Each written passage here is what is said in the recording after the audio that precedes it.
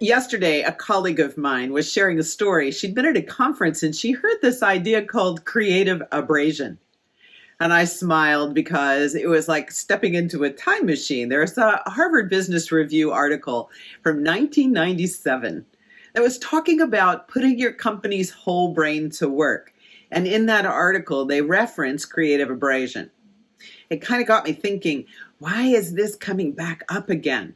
We've had a lot of discussion in these last couple of years, in particular, about diversity and inclusion and the importance of being able to have a robust group of people coming together to do work. Let's figure out why it's coming back up again. And I have a theory. We often talk with leaders about constructing their teams using design thinking. What do you want? You want diversity of points of view and experiences and skills and ways of working together. And yet many leaders will say, I don't really want to do that because if there's too much diversity, they won't get along with each other and they're not going to get any work done. That's an interesting belief system, and it's actually completely wrong.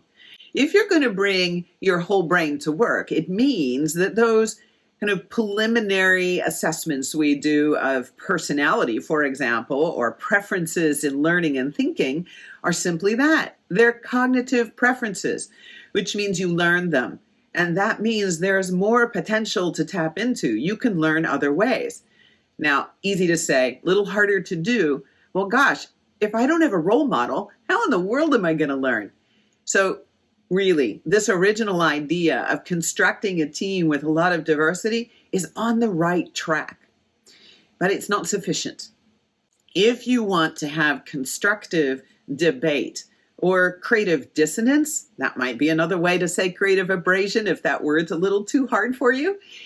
You need for each person on the team to perceive and accept that, gosh, it's not personal if somebody disagrees with you.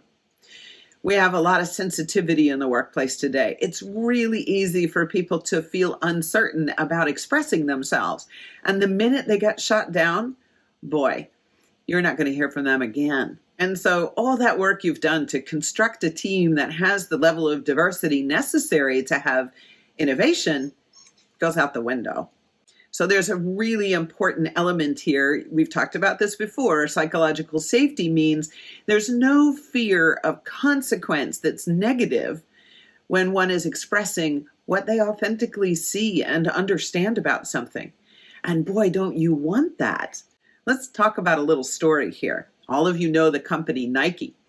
Well, not too long ago, they produced a shoe using the Betsy Ross flag. They had already shipped them to the retail stores when Colin Kaepernick raised his hand. You'll remember he's a San Francisco 49er quarterback, not anymore, but at the time.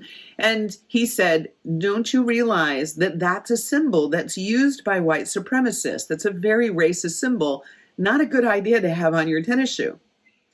Well, that Nike team, I'm sure, is regretting that they didn't have enough diversity, meaning differences of points of view and the confidence for someone to raise their hand and say, wait, this is not a good idea.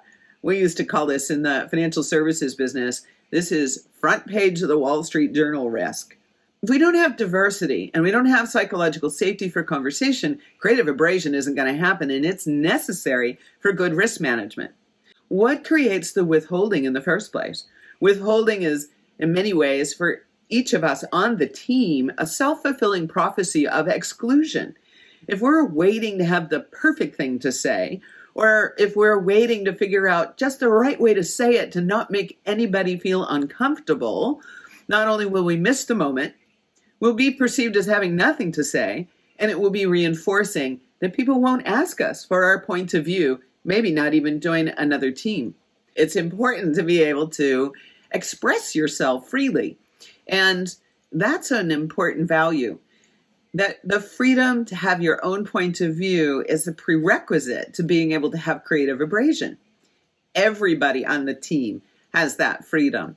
So another thing we've talked about previously, that the corollary here is, how have we made agreements for being together?